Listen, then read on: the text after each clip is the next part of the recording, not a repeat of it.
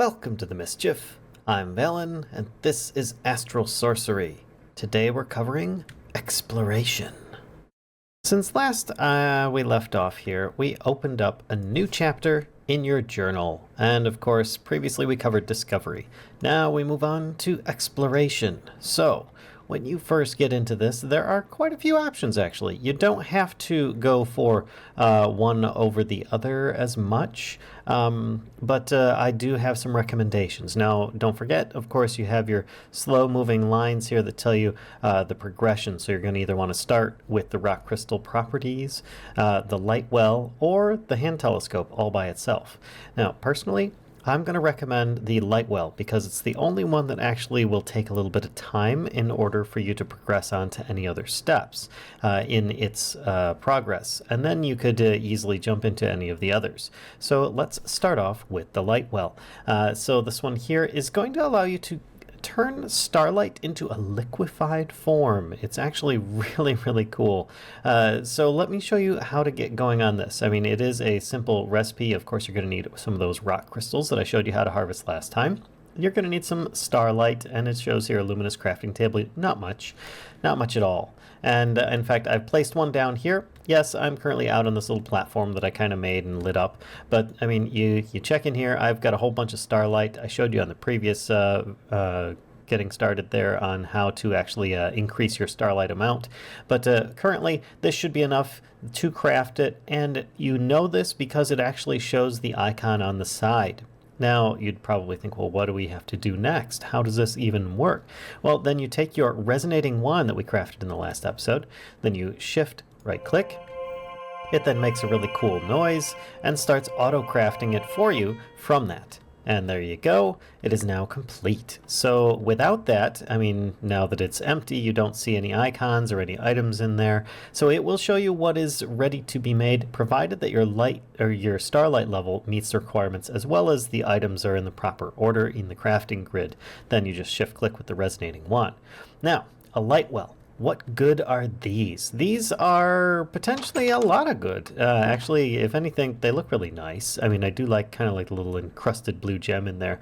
But they accept aquamarines, and that's what you're going to want. So let me grab a few aquamarines here. Which you've probably harvested, as shown in the previous episode. And if I put one in here, you'll probably get an achievement, but you'll notice nothing's happening besides it's hovering over top of it. That's really nice, but it needs to have access to open sky. So currently, you could use it as a decorative item, which could be nice. I'm going to grab a bucket here, and then we're going to go up to the top of my observatory here that I have made, and in fact, we're going to go up on top, and I've set some out here. Now, it's currently turning daytime, so let me quick add a little bit of time here so that it's nighttime again. There we go. And you'll see that there is actually a little bit of liquefied Starlight in here. And if I put some of these in here, you'll notice that they start filling up with the liquefied Starlight. And it takes a bit of time. And if you have a whole bunch of these at once, you'll probably notice that over time they'll start breaking or creating things. Now in this case, that one actually created a flare, which is actually a little living entity that you can kind of push around like a little balloon or something like that. Eventually it will die, and also these aquamarines will, over time, they'll break. And you will get a random amount of Starlight liquid from them, as you can see there. So you're going to want to monitor these a little bit, or just put a few in here and then come back after a while. It's possible that one of these crystals could potentially fill up an entire light well, but currently you're going to have to probably monitor this. I did try it with like a hopper, and it doesn't really work so well with that. So it's not something that you need a lot of, and you don't have to make a lot of these if you so desire, but usually I make a few of them just so that it's easier on me. I can just plop a bunch of aquamarines in here and then come back after a bit, plop a bunch more in, and so on. And there we go. And eventually I'll get myself some of this, the liquefied Starlight.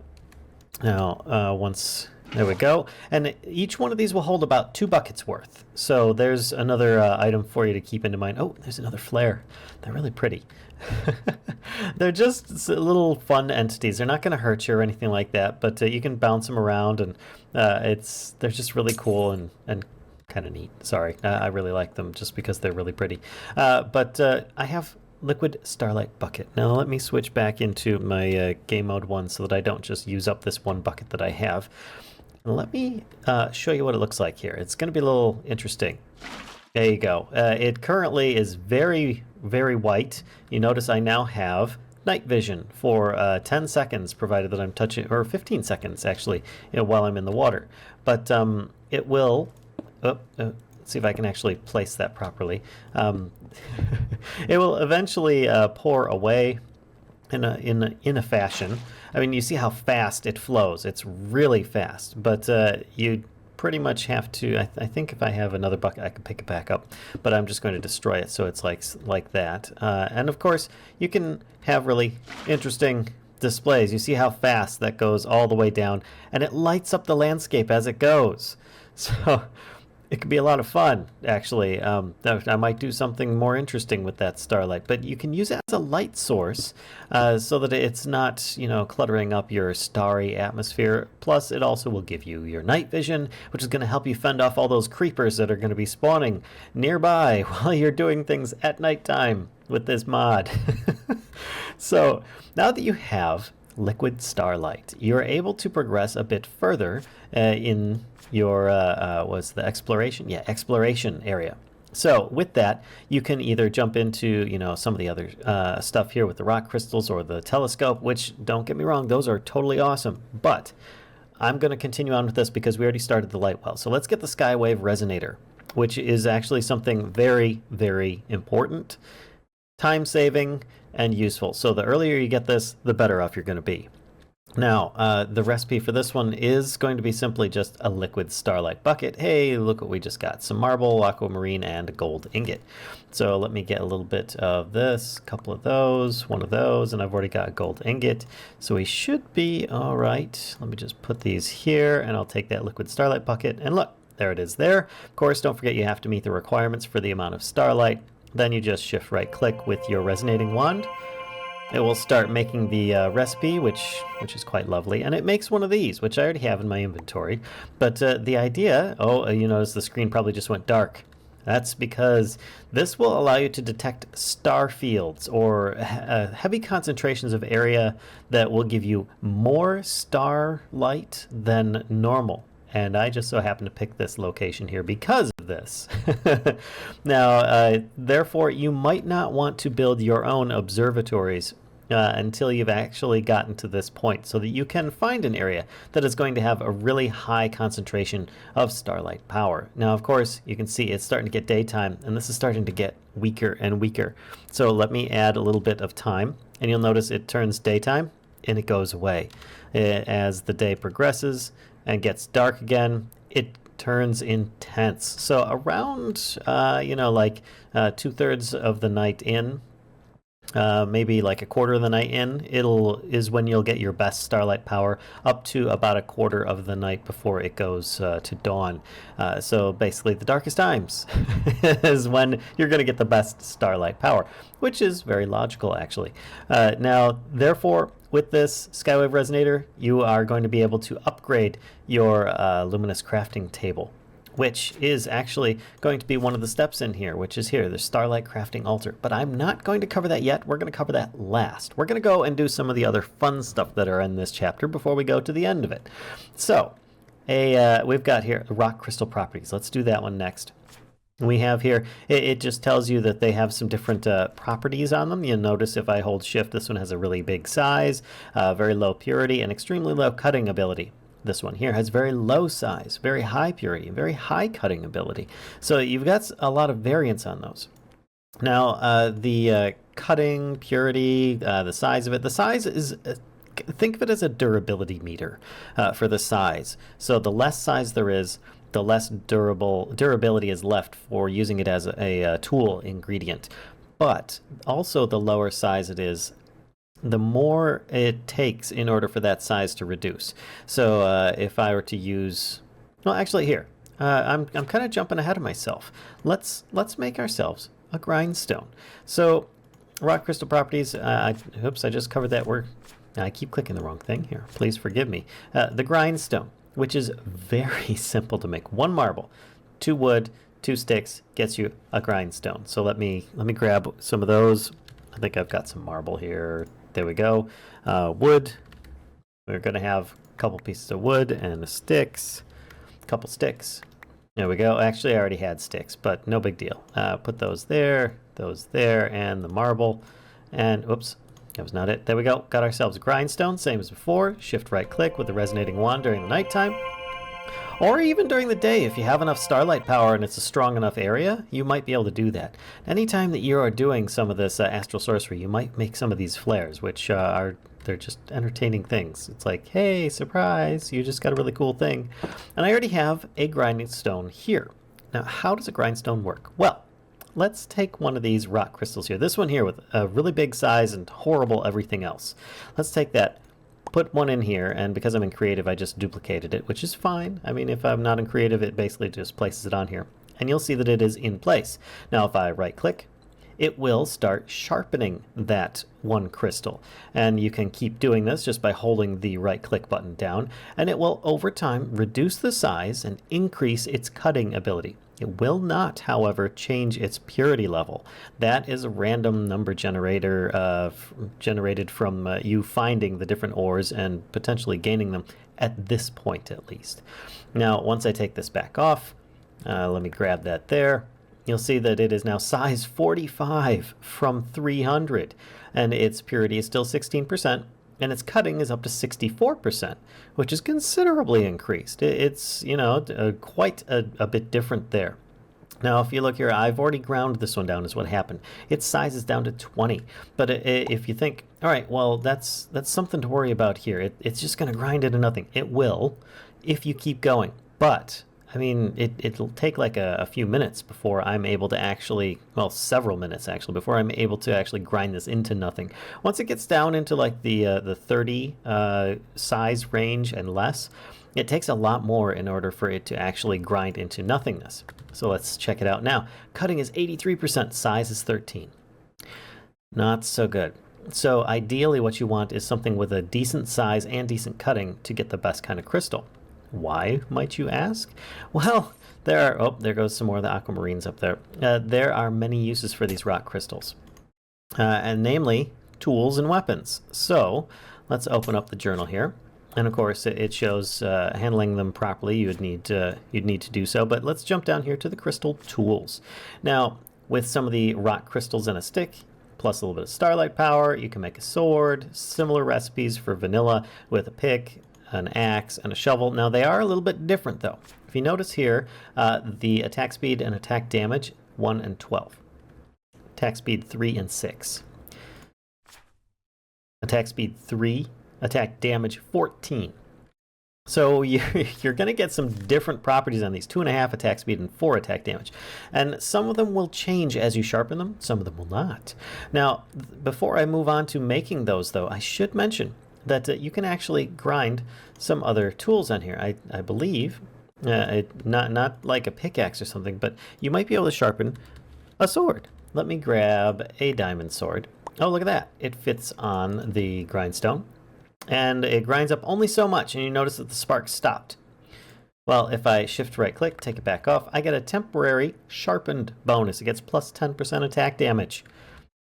That's pretty good. So you can sharpen some vanilla tools to make them a little bit better. And this also stacks with any other kinds of magical enhancements you may have. Now, of course, it's starting to get daytime again. So let's add a little bit of, there we go, time to it. There we go. And I'm choosing to add time because I want the stars to progress as I go instead of just being able to, reset it to the same time every single night. Now, if I have, let's see, a stick, and we're going to choose these ones here with terrible cutting percentages and really high sizes, right? So let's do those, and we can make ourselves a sword. And therefore, shift right click with a resonating wand, and you'll see that a sword will pop out of there. And I made this one here with much more powerful stuff, of course, but oops, there we go.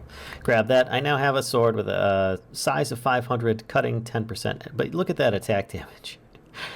2.6. But the speed is really good. I mean, I can almost spam this thing. It's that fast because it's a very lightweight item. But don't worry, I can grind this thing up and it'll be much better. Now, if I go with something here that's got like higher percentages, let's grab 2 of these rock crystals here. All right, I have just duplicated this rock crystal here, so I now have 2 of the same one with a really high cutting, very low size, because these ones were already pre-sharpened. Now, it's not necessarily the same rock crystals, but in my experience, I was finding that if you sharpen the crystals first, you'll get a better overall result. Not by much, but it does tend to help. As far as increasing the attack damage and the cutting ability of it overall, with using less of the size bonus on there. So you now see this one here is 90%. Now this has already been sharpened, or at least the rock crystals were sharpened first, and then I made the sword. This one was the other. So let me go in here, and I will actually open this up. Put the sword on here, throw away the old one because I just duplicated it by accident, and I'm going to just sharpen this for a while, and we'll see how it comes out.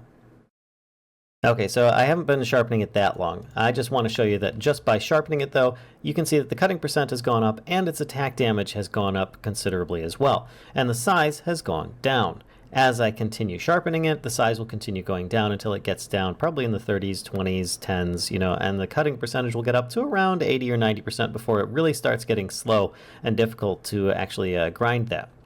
Now this one here, I've already ground it. I can grind it even more if I want, but it is going to take a bit of time in order to actually progress that, so I might as well just keep it with me. See here, it's still 90%, and it just took away 3 of the size. So, I mean, there's only so much that you really should sharpen these before it's just kind of counterintuitive for that. But hey, I mean, the difference here is this one here has 11.72 attack damage. These can be enchanted, though you'll want to see down at the bottom it says durability 10 out of 10. You don't have to worry about the durability. That's just a base stat, and it's not going to change with you attacking critters in the world. It's going to stay the same. What will change is the size as you sharpen it. So, these are somewhat temporary of tools that you can resharpen, just like a quick pop it on the grindstone, sharpen it, and off you go. But at the same time, they certain properties of them might be able to be recharged. Now, if you look here, I actually have a couple of picks. One here that has a low cutting, high size. This one has a high cutting, low size. And they're basically made from the same crystals.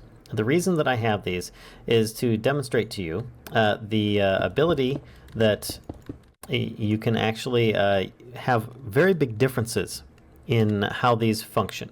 So with the very low cutting one, you think, all right, well, I've got a lot more size on it. I can sharpen this one forever. But look how long it takes me to mine this one piece of diamond ore. No, these don't mine obsidian. They're just crystal items here. It takes quite a while for me to get through these ores. Oh my gosh, it's a little bit painful. But if I go with this one that's been sharpened, it's not a problem at all, and I just tear right through them. And of course, then I can just touch it up. Now, this being a tool, the attack speed and attack damage are not affected. It just increases its speed with mining. So, you want to keep that in mind. What a pun. So that you can make sure that you have your tools up to par. Now, once again, once you start wearing these down over time, you've mined a whole lot of blocks and stuff like that, you're going to notice that your tools are starting to slow down a bit. And you're going to want to sharpen them back up. Whether you want to bring a grindstone with you or just find out that that's time for you to head back to your base or whatever, it's the same. And the crystal axe, of course, works really good on trees. And of course can be used in a pinch as a weapon as well, because it's got a pretty decent attack damage. Now this one here has got a max stats on it right now because I used max stat crystals, but you get the idea. Now, going back to the journal, let me actually back up a little bit here, and we're going to go up a little bit further. Now, with this, we've got a Starlight crafting altar and a hand telescope. Well, we're still going to do that, but first, let's do the hand telescope, because that is actually a lot of fun. This is where you really start getting into the theme of this mod, in my opinion. More so than you would have been so far, and that's because you're really looking at the stars. Luminous crafting table, you don't need too much, but you need to make a glass lens.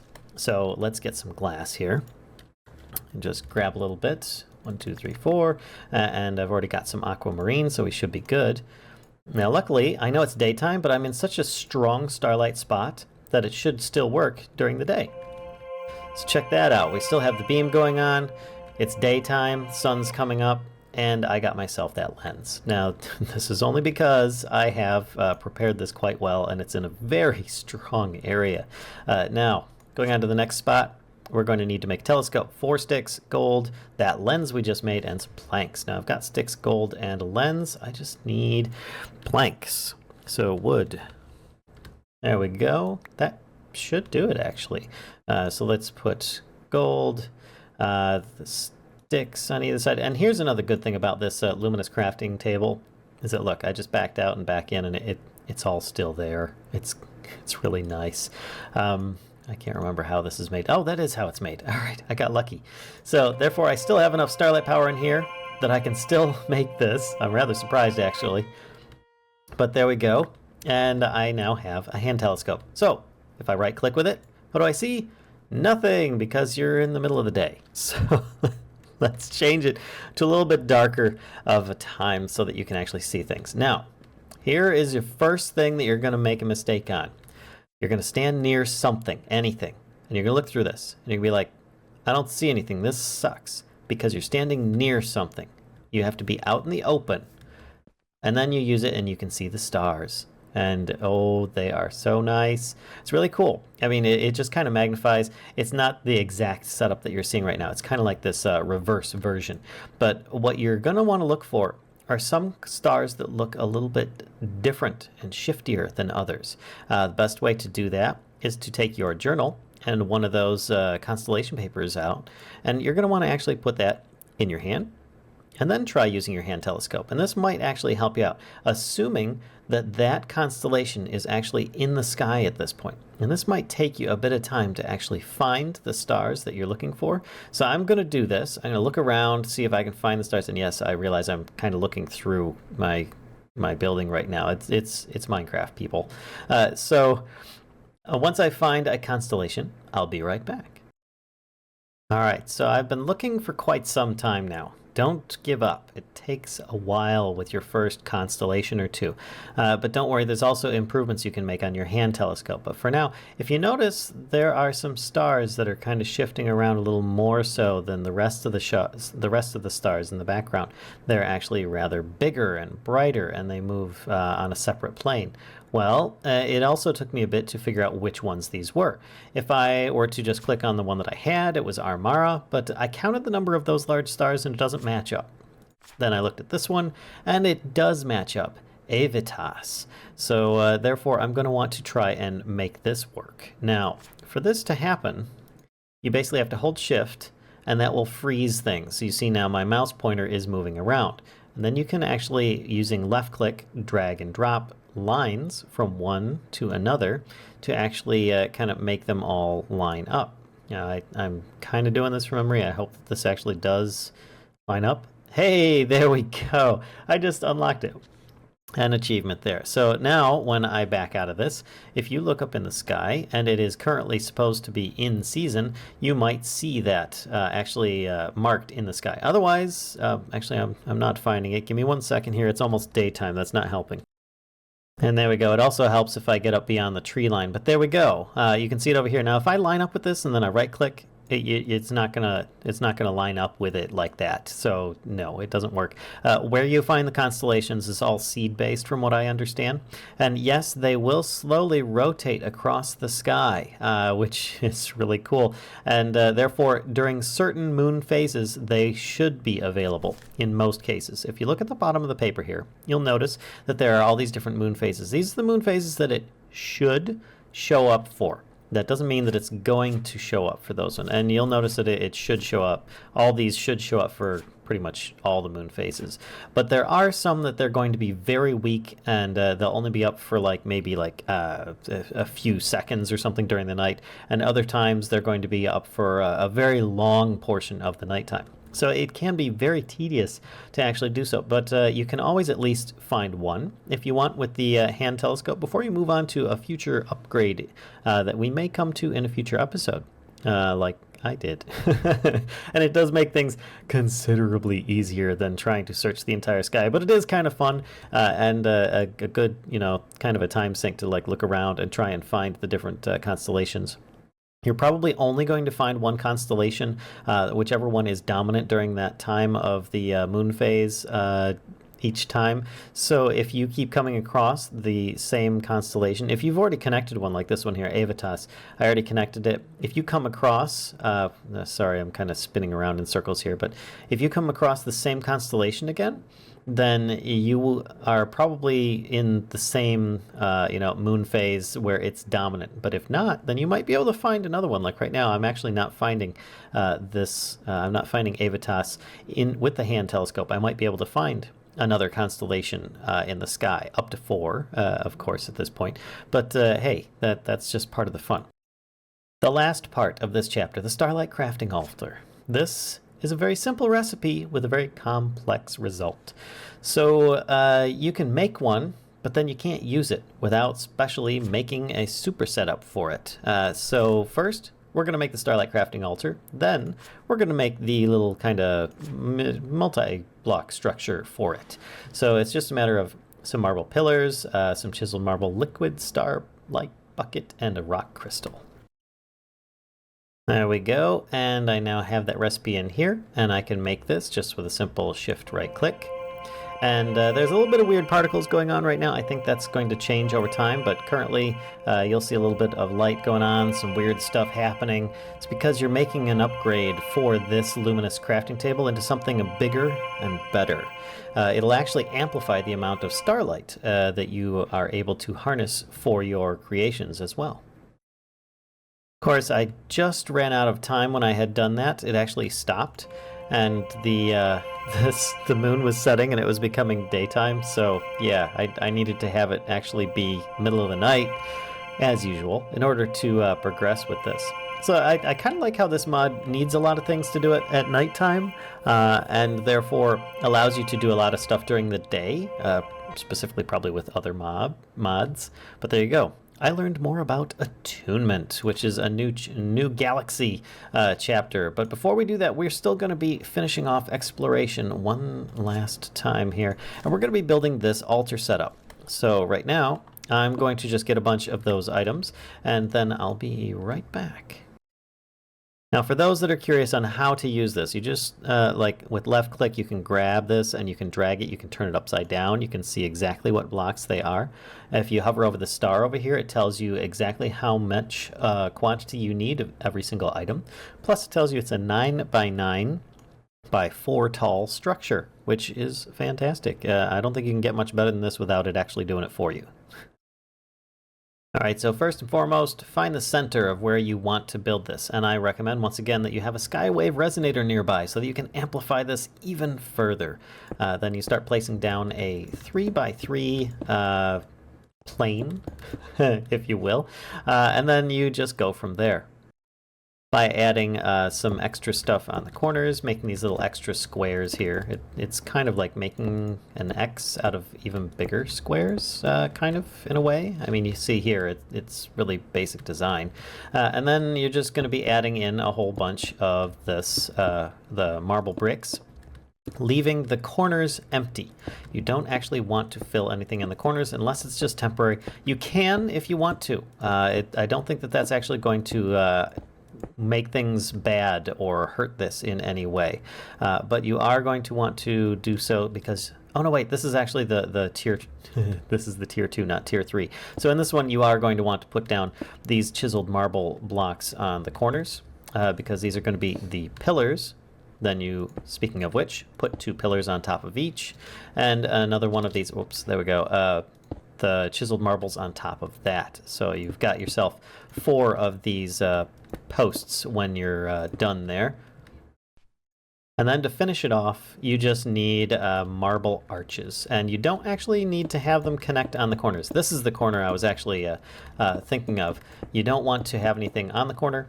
You just need to go up to it. And then you just, oops, just, there we go. There we go, like that. Then when you're done, you place down your sooty marble, your Starlight crafting altar, and you right click, and if it all is good, you should see everything in here, and you've got yourself Starlight. If this bar is red at the bottom, for instance, if I put this over here and right click, you'll see that it is saying red. That means no, it's not going to function, and you're still going to have to use the other altar. But now you have an upgrade, and if you need to make those same recipes you did before with the lower tier altar, then you just use the center. That's the only difference. It now will harness more Starlight and power it up even better. So it has a bigger capacity for Starlight and will amplify what you do get from the nighttime. And that pretty much takes care of things for the Exploration Galaxy chapter. Tune in next time for where we go for attunement. I hope you guys enjoyed this video bit by bit on Astral Sorcery. If so, please be sure to give a like, comment, subscribe, and as always, don't forget to share the Mischief with others if you think they'll enjoy this content too. Until next time, folks, I'll see ya.